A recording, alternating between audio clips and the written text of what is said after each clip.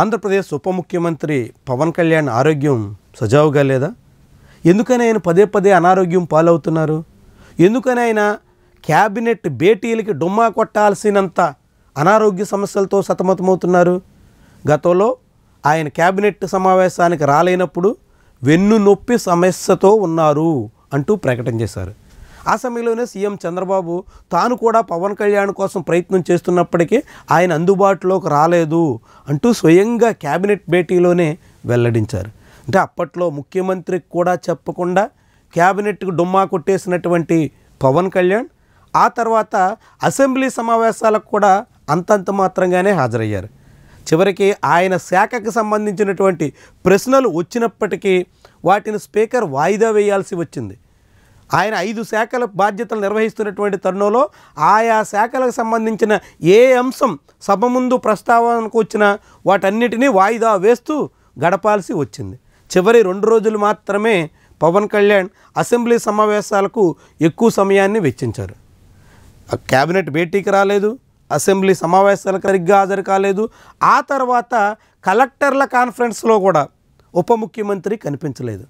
ముఖ్యమంత్రి ఆధ్వర్యంలో అందరూ మంత్రులు, అన్ని శాఖల అధినేతలు, వివిధ జిల్లాలకు సంబంధించిన కలెక్టర్లు హాజరైన సమావేశంలో కూడా ఉప ముఖ్యమంత్రి దర్శనం లేదు. అది ఎందుకు జరిగింది అన్నదానికి ఆ పార్టీ అధిష్టానం నుంచి అధికార ప్రకటన కూడా లేదు. చివరికి నిన్నటి మళ్ళీ క్యాబినెట్ భేటీలో ఉప ముఖ్యమంత్రి డుమ్మా కొట్టేశారు. పైగా ఆయన సచివాలయం వరకు వచ్చారు, కానీ అనారోగ్యం కారణంగా ఆయన మళ్ళీ వెనుదిరగాల్సి వచ్చింది అంటూ మీడియాలో కథనాలు వచ్చాయి. ఏం జరుగుతుంది అసలు? 75 ఏళ్ల చంద్రబాబు నాయుడు నిత్యం ప్రజల్లో ఉంటూ, నిత్యం అధికార కార్యకలాపాల్లో పాల్గొంటూ, నిత్యం అనేక సమస్యల మీద స్పందిస్తున్నటువంటి తరుణంలో ఆయనకన్నా దాదాపు దశాబ్దంన్నర వయసు తక్కువలో ఉన్న పవన్ కళ్యాణ్కి ఏమవుతుంది? ఎందుకని అంత తీవ్రమైనటువంటి అనారోగ్య సమస్యలతో ఆయన సతమతమవుతున్నారు? పైగా 1-2 రోజులుగా సుదీర్ఘకాలం పాటు ఆయన అనారోగ్య సమస్యలు కొనసాగడానికి మూలం ఏంటి? చాలా ఆసక్తికరమైనటువంటి వ్యవహారం. ఒకవైపు ఆంధ్రప్రదేశ్లో అందరికన్నా తక్కువ సమావేశాలకు హాజరైనటువంటి మంత్రిగా ఆయన పేరుంది. అసెంబ్లీతో పాటు క్యాబినెట్ భేటీలు కూడా ఆయన చాలా తక్కువ సంఖ్యలోనే హాజరవుతున్నారు. వాటితో పాటుగా జిల్లా పర్యటనలకు కూడా వెళుతున్నటువంటి మంత్రుల్లో ఆయన చాలా అధమ స్థానంలో ఉన్నారు. అన్నింటికీ తోడు ఆయన సొంత నియోజకవర్గానికి సమయాన్ని వెచ్చించడంలో కూడా పవన్ కళ్యాణ్ అందరికన్నా ఆఖరిలో ఉన్నారు. వీటన్నిటికీ తోడు ఫైళ్ళ క్లియరెన్స్లో కూడా పవన్ కళ్యాణ్ బాగా వెనుకబడి ఉన్నారు. ఏంటిది?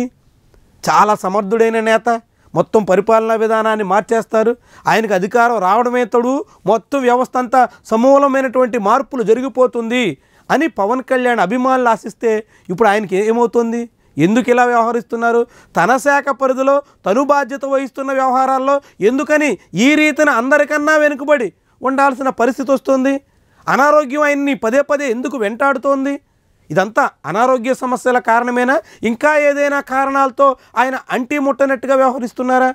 ఆయన ఏమైనా అలకబూని అసంతృప్తిని ఈ రీతిలో ప్రదర్శించే ప్రయత్నం చేస్తున్నారా?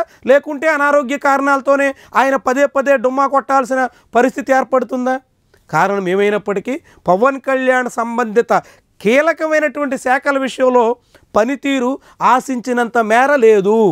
ఆయన స్థాయికి హోదాకి తగ్గట్టుగా అభివృద్ధి వ్యవహారాల్లో కానీ, పాలనాపరమైనటువంటి వ్యవహారాల్లో కానీ చొరవ చూపడం లేదు.